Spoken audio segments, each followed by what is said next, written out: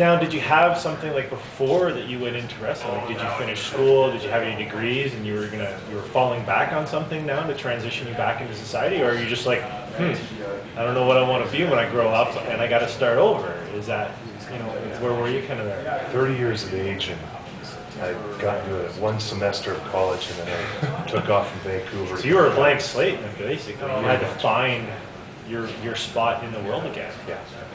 That must have been really, really, really tough, because I don't think anyone in the normal work world was going to give a rat's ass about who you were before, did they? They didn't care about your name. They didn't care about what you did. You weren't famous to them. Maybe even more so, you're a Neanderthal to them. Right. And it's not about who are you anymore. It's about what can you do for me as an employer. And one of the few things I really knew how to do was train people in the gym. So I went and became a personal trainer for a while, but I was so driven still mentally. I always have been fairly driven all my life. So to train people that didn't feel like working out but wanted to look better, I found it intensely frustrating.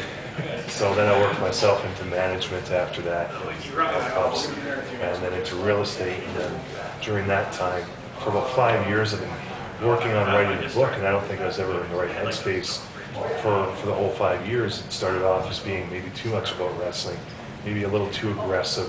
And for me, I'd pick it up and start reading it again, and then I'd think, well, this is a pretty angry book, and I don't think if I were somebody out there that I want to sit down and read this, and I wouldn't feel good about it, and I'd probably put it down and stop reading it altogether.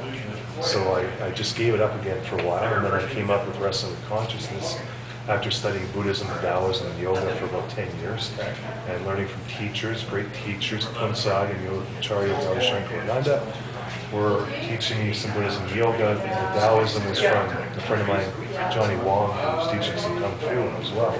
So I started learning and then incorporating some of the things, but the old habits, the old subconscious training from wrestling and also bouncing during those years kept coming to surface, and I was struggling back and forth with it, thus the title Still. Right?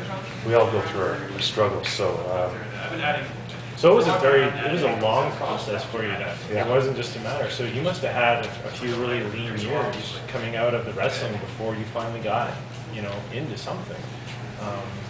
And so what was the first thing you did after wrestling? I mean, obviously you recovered from your injury, and then it was a matter of what? You just went out, you just went to the first gym you found? Before that, I went to what I knew second best of wrestling, that was bouncing. Okay. So I did that for a little while. And I was still about 285 at the time, so more like 240 now. And I couldn't stand the long nights anymore. I was bored with it all, and thought there's got to be more to life than that. I moved on to try and start doing some other things. So I was reading a lot and then doing some personal training, and that's what sort of moved me out of the slump.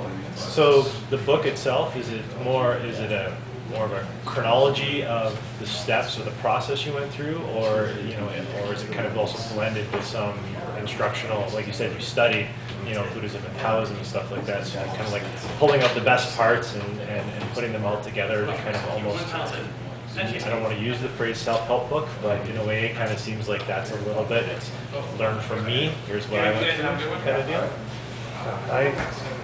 I'm lucky in the sense that I'm pretty introspective. A lot of people need somebody else to really tell them what they're going through and to help them process what their issues are. We've all got issues. I have thousands. So I was lucky enough to go, okay, I've got some anger issues from bouncing and wrestling.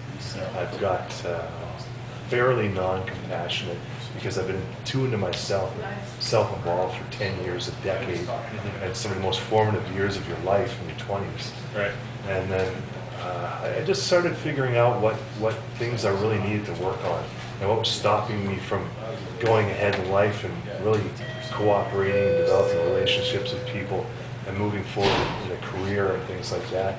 And I figured them out, fortunately, and I knew going through the Buddhist practices and the yogic practices that I needed certain pieces of that. And we all have our natural talents too, so some people are naturally just totally compassionate.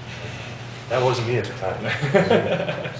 And then those people can have other problems or issues that they need to sort of try to work through, or maybe they never work through. They're so unconscious to it, as we all are in certain circumstances, that you can't really find out or figure out what you need to work through to better yourself, and so that you have a nicer, easier life. So the book's not a blatant self-help book.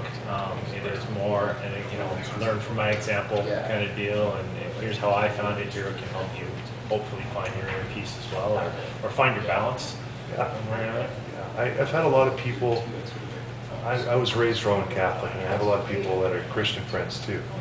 There's a common bond, and I know that some people are real separatists, and they want to separate everything very, very much.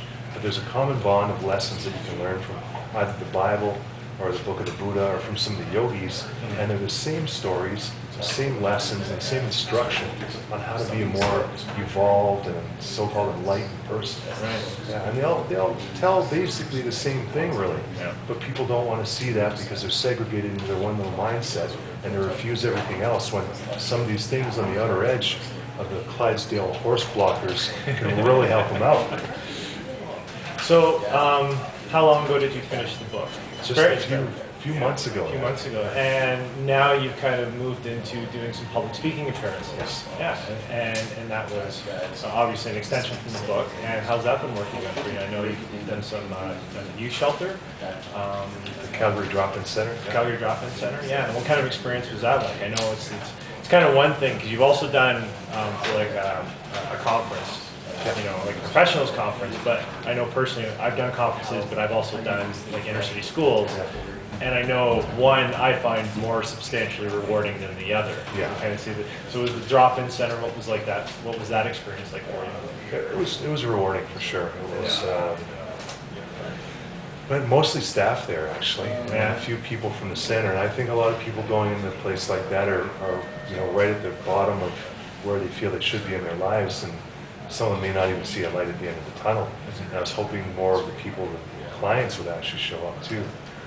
And some did though, and it gave them a little, at least it gave them some inspiration, and gave them, I was pretty much rock bottom right out of wrestling. I ran out of money.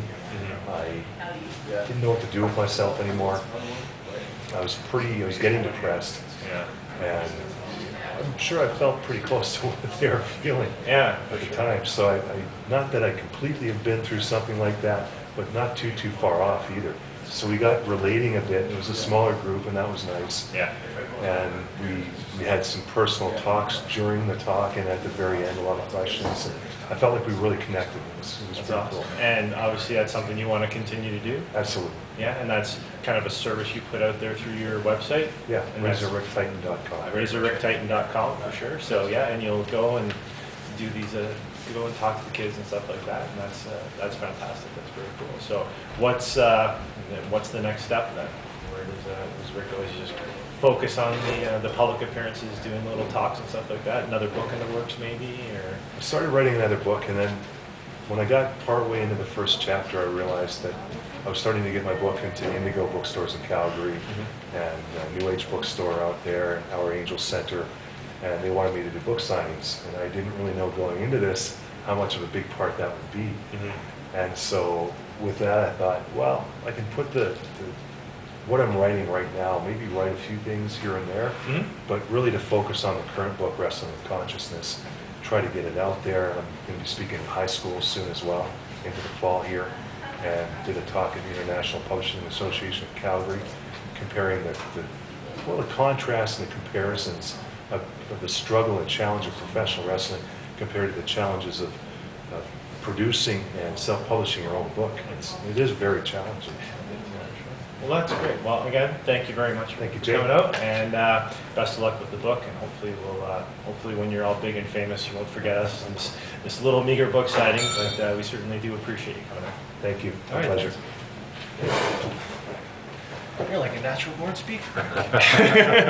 It's like you've spent years in the public limelight or something. Do you ever stop talking? Like, what the hell?